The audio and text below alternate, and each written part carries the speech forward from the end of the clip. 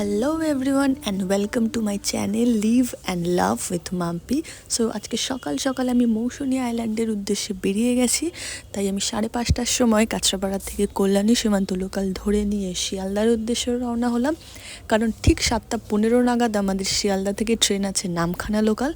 তো আমরা Namkhana at last পৌঁছে গেছি। নামখানা থেকে পৌঁছানোর পর সেখান থেকে আমরা টোটো করে নিই, ওখান থেকে আমরা পাতিপুনিয়া ঘাট যাই, আর তার ডিস্টেন্স অলমোস্ট টোটোতে 18 to 20 কিলোমিটার, যার ভাড়া নেওয়া হয় 70 থেকে 80 টাকা। যদি একটু বার্গেন করা যায় তাহলে আই গেস সেটা 50-60-এও চলে আসে। পাতিপুনিয়া ঘাট থেকে ফেরি ভাড়া পার পারসন 10 টাকা করে নেওয়া হয়। তারপর আর কি, ঠিক নৌকোর সামনেটা পেয়ে গেছি ফাঁকা, আর আমি একটা মিনিটও মিস করতে চাই না। সুন্দর ভিউ দেখতে দেখতে পোজ দিতে দিতে ঘাট পার হয়ে গেলাম। আর এই আমার ব্যাগ অলমোস্ট 20 কেজির, যেটা আমি বইতে পারছি না, অন্যদের দিয়ে দিয়ে বওয়াচ্ছি। তারপর ওখান থেকে আমরা টোটোতেও আবার উঠে যাই আমাদের রিসর্টের দিকে। তো আমাদের ভাড়া নেয় ওখান থেকে 30 টাকা। তারপর অ্যাট লাস্ট আমরা আমাদের ডেস্টিনেশনে পৌঁছে যাই, আনন্দধারা রিসর্ট। এখানে কটেজ প্লাস টেন্ট দু রকমেরই ব্যবস্থা রয়েছে, যে যেটা প্রেফার করবে সে সেটা নেবে। আমরা যেহেতু বন্ধুরা মিলে এসেছিলাম তাই আমরা টেন্টটাই নিয়েছিলাম। রিসর্টে চেক ইন করার সাথে সাথেই ওরা ওদের ওয়েলকাম ড্রিঙ্ক সার্ভ করে দেয়।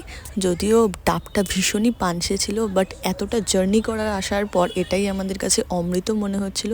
আর তার সাথেও আমাদের ভীষণ খিদে পেয়েছিল, তাই আমরা ফ্রেশন আপ হয়ে ডিরেক্টলি একদম লাঞ্চ করতে চলে যাই, কোনো রকম টাইম ওয়েস্ট না করে। এই যে আমাদের এখন লাঞ্চ এসে গেছে, আমরা লাঞ্চ করছি। দেখি দিই একটু ক্লোজে আসো। এটা হচ্ছে চৌকো চৌকো আলু পোস্ত, আলু ভাজা। এটা ফুলকপির তরকারি। এটা আমুদি মাছ, 1 পিস আমুদি মাছ আর একজন আমার পাশে তুলে দিয়েছে। আর একজনটা কে?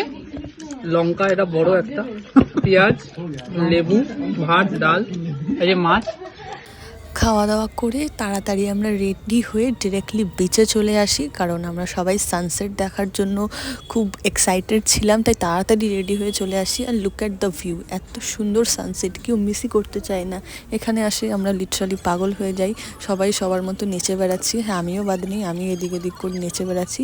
তারপর আর বাকিরাও কেন বাকি থাকে, ওরাও শুরু হয়ে গেছে। সবাই মিলে আমরা গ্রুপ ডান্স করতে শুরু করে দিই। আর মিউজিক ছাড়া কী করে ডান্স করতে হয় কেউ আমাদের থেকে শিখুক।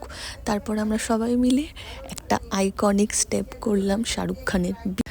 বিচ থেকে ফিরতে ফিরতে লিটারালি আমাদের প্রায় সন্ধে হয়ে যায়। আর সন্ধেবেলা ট্রেনটে ফিরে দেখি চারদিকে এরকম সুন্দর লাইট জ্বালানো রয়েছে, সুন্দর করে ডেকোরেশন। সন্ধেবেলার অ্যাটমসফিয়ারটা এখানে একদম অন্যরকম।